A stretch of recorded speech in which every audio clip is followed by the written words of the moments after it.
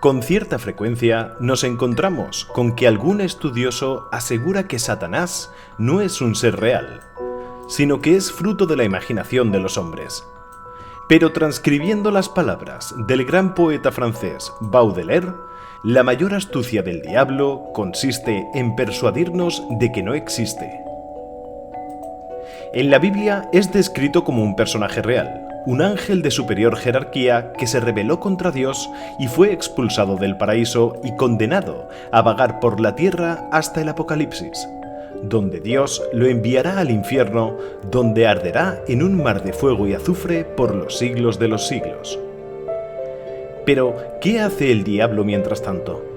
Al parecer, pasea por este mundo ávido de ensuciar las almas de los hombres para así no ser el único condenado en el fin de los tiempos. ¿Pero qué pruebas hay de ello? En 1885, la sociedad británica se sintió conmocionada por unos episodios realmente insólitos que comenzaron a sucederse. Hablamos de las misteriosas huellas del diablo de Devonshire.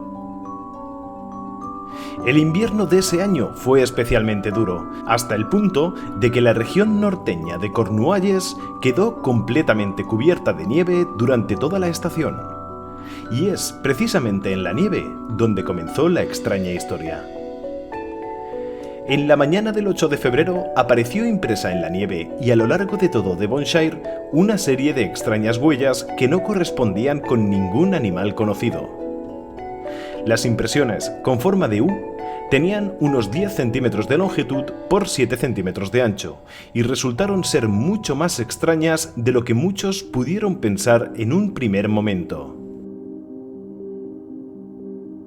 Además de presentar una nitidez sorprendente, lo más extraño es que se encontrarán distribuidas de una forma alineada, es decir, una detrás de la otra, como si el animal, criatura o lo que quiera que fuera aquello, fuera saltando continuamente sobre una sola pata, manteniendo siempre el mismo ritmo. Un ritmo constante, tanto si subía o bajaba como si caminaba por terrenos abruptos o llanos. Las huellas siempre se encontraban a unos 20 centímetros la una de la otra. Uno de los primeros en ver las huellas fue el panadero local Henry Pilk. Al verlas, inmediatamente pensó en que habían sido dejadas por algún pequeño asno o pony, pero al contemplarlas con más detenimiento, comprendió que tal teoría no era posible. Más atrevido fue el director de la escuela local, Albert Brayford, quien reunió a un pequeño grupo de personas para seguir la senda que dejaban las huellas. Después de caminar varias decenas de metros, los atónitos testigos no daban crédito a sus ojos. El misterio de las marcas iba en aumento al comprobar que aquella extraña criatura era capaz de saltar muros de más de 4 metros de altura, o incluso caminar por los tejados sin ningún tipo de problema. En algunos puntos, al encontrar muros de hasta 6 metros, las huellas se detenían para aparecer en el lado opuesto del obstáculo como si lo hubiera logrado atravesar, o sencillamente hubiera volado por encima del mismo para aparecer tranquilamente al otro lado. Las insólitas marcas se encontraron en Exmouth, Lympstone, Wadbury y Powderman, así como en varios pueblos más. En total, alrededor de 150 kilómetros. Incluso hubo lugares donde, pese a las condiciones del terreno, las huellas no parecieron detenerse. En zonas como el río Exe, las huellas llegaban hasta una orilla para luego aparecer en la opuesta, y todo ello pese a los 3 kilómetros de anchura en algunos puntos del río. La tensión fue creciendo a medida que avanzaba el día, y al atardecer la búsqueda se convirtió en una auténtica cacería de brujas.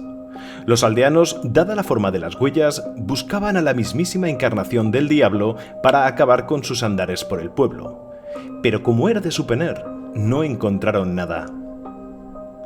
Pronto comenzaron a surgir las primeras teorías, y más cuando los principales rotativos como el London Times o el Illustrated London News comenzaron a airear los sucesos 8 días después, el 16 de febrero.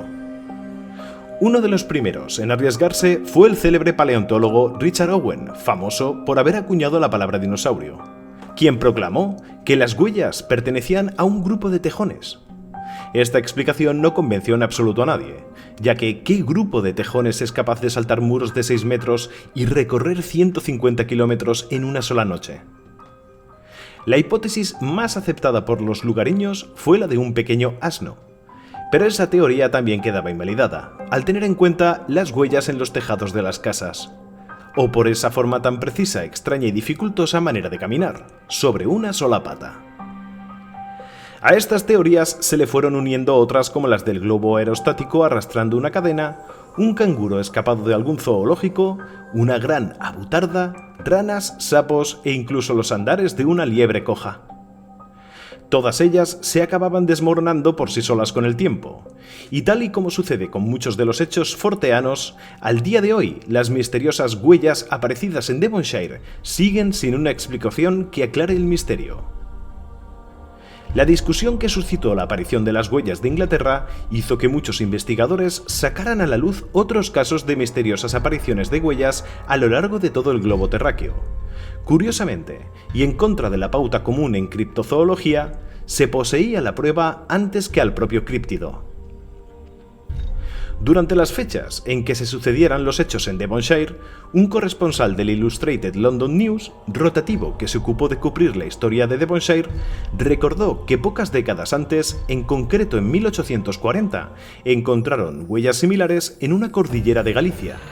Incluso algunos escribieron al diario alegando que el célebre explorador James Ross las encontró en la isla de Kerguelen, en Francia, donde no existe ningún animal que tenga cascos en sus patas. En ese mismo año, el 14 de marzo, The Times señaló que cerca de Glenorchy, Escocia, también aparecieron este tipo de huellas cubriendo varios kilómetros de distancia. Poco a poco surgieron decenas de historias de huellas, entre ellas las más destacadas en Nueva Zelanda en 1886, en las playas de Nueva Jersey, Estados Unidos, en 1908, en Bélgica en 1945, en las laderas de volcán Etna, Sicilia, en Italia en 1970 y aún más curioso, pero con bastante menos notoriedad, nuevamente en Devonshire en 1950. En ninguno de los casos señalados fue posible establecer el origen de las desconcertantes marcas. ¿Qué extraña criatura pudo haber dejado sobre la nieve semejante rastro?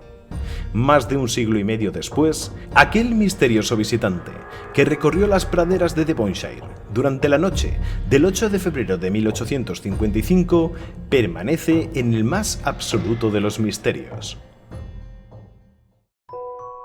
Si te ha gustado el vídeo, por favor dale a like y compártelo con tus amigos, no hay mayor recompensa para mí.